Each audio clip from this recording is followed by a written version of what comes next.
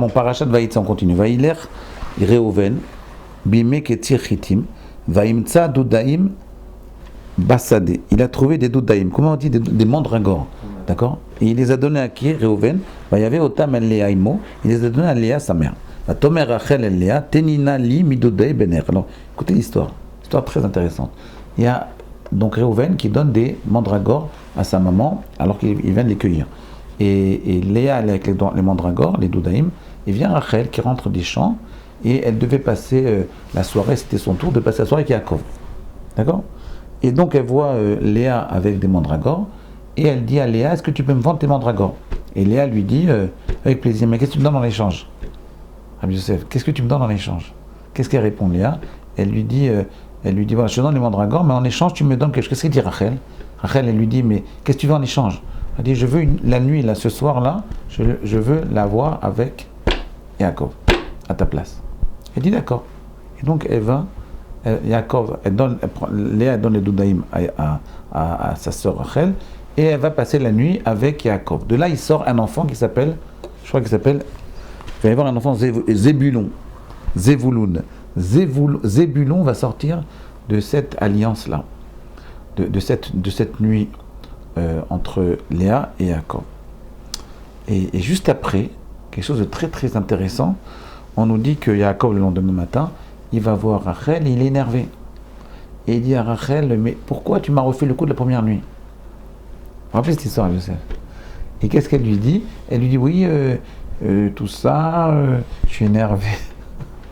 Je suis énervé, pourquoi? Et pourquoi tu pries pas pour moi? Elle dit à Yaakov, pourquoi tu pries pas pour moi? Toutes les femmes, elles ont des enfants, et moi, j'ai pas d'enfants. Vous voyez, Zilpa et Bila, les servantes, elles ont chacun 2 enfants, 2 garçons, qui vont faire partie des tribus d'Israël. Léa, elle a 6 enfants, qui vont également faire partie des tribus d'Israël, et Rachel n'a pas d'enfants.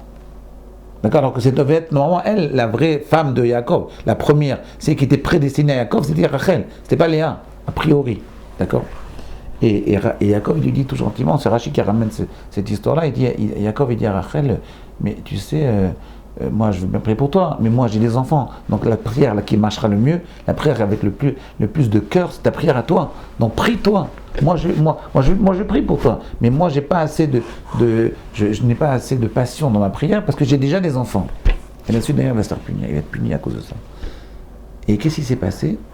Juste après cette histoire-là, cette bagarre entre Rachel et Léa, entre Rachel et Yaakov, le lendemain, on nous dit que Yosef, regardez, juste après, le texte il dit Dieu il s'est rappelé de Rachel. Juste après cette histoire des Doudaïm, des mandragores, Dieu il a entendu Rachel et il lui a ouvert sa matrice. Elle est tombée enceinte. Et elle a enfanté un enfant. Va Tomer Asaf Elohim et Pati. Elle a demandé qu'on lui rajoute encore un enfant à part celui-là. Va Tikra Hachemo Yosef. Les morts, Yosef Hachem Li Ben Acher. Que Dieu me rajoute un autre enfant. Écoutez, parce qu'elle voulait avoir minimum de moins, ne pas avoir moins que les servantes. Écoutez bien, la question que je vous pose c'est la suivante. D'abord, pourquoi Rachel, on nous dit pourquoi elle n'arrive pas d'enfant j'ai fait le calcul, pendant 11 ans, elle n'a pas eu d'enfant. Alors que toutes les autres femmes, elles ont eu des enfants. Léa, Zilpa, Bila, elles ont eu des enfants. De Yaakov et Rachel, non. Pour quelle raison? Elle n'était pas stérile. Elle n'était pas vraiment stérile, elle n'avait pas de problème physiologique. Première question. Deuxième question, qu'est-ce qui s'est passé juste après cet événement des Doudaïm? Alors, on nous dit qu'elle tombe enceinte. Dieu, il se rappelle d'elle. Pourquoi il se rappelle d'elle à ce moment-là? Qu'est-ce qui s'est passé? Écoutez, le Zohar, il dit quelque chose de très très beau. Si vous avez compris les questions. 2 questions. Première question, pourquoi Rachel, elle était stérile? Et pour quelle raison elle est tombée enceinte juste après l'histoire qu'il y a eu avec Yaakov? La réponse, je vais vous la donner. Regardez bien. Pour comprendre la réponse, on va essayer de lire juste le début de la paracha de Vaïtse. Le texte, il dit comme ça. Il dit que quand il a rencontré Yaakov, il a rencontré Rachel, et il y a des mots, des phrases magnifiques. Et la première fois qu'il la voit, il dit Vaïmer laema shalom, ok, Rachel ba. Donc il était en train de parler, Rachel ba. Odenu medaber imam, Il parlait avec les bergers, Yaakov. Rachel Ba'ab Imatson. Et Rachel est arrivée. Cher Avia qui roaï, parce qu'elle était bergère. Vaï Kacher A'a Yaakov et Rachel. Quand Yaakov il a vu Rachel, Bat Lavan Achimo, la fille de Lavan, qui est le frère de sa mère, la mère de Yaakov, Ve'etson Lavan Achimo, Vaïgash Yaakov.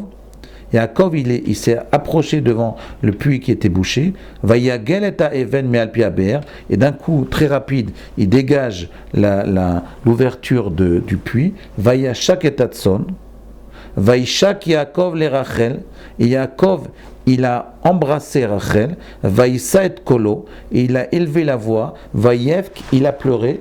Vayaged Yaakov le Rachel ki achi Aviyahu. Okay. Après le texte il dit Vayehav Yaakov et Rachel, que Yaakov il a aimé Rachel. Vayomer Ehavda Shema Shanim Berachel Bitra Ktana, il dit je vais travailler 7 ans pour ta petite fille qui est Rachel. C'est très rare qu'on dit le mot Vayehav, qu'il a aimé. Ohev, on dit très rarement Ohev. On dit qu'un homme il va avec sa femme, on dit Vayeda. Vayeda Chava Ishto. Quand Adam il a connu sa femme. On dit de Sarah et on dit également de Yitzhak et Rivka et Vayeda, la chante Da'at. Ici on dit aimer. Il faut bien comprendre ici ce qui se passe. Il y a ici un message énorme. Yaakov et Rachel, ils étaient complètement connectés. Complètement connectés. Il l'a vu, il s'est mis à pleurer. Il s'est mis à pleurer Yaakov, il l'a embrassé. Ils étaient complètement connectés. Et pour quelle raison Rachel n'arrivait pas à avoir d'enfant? Je veux dire, c'est très simple.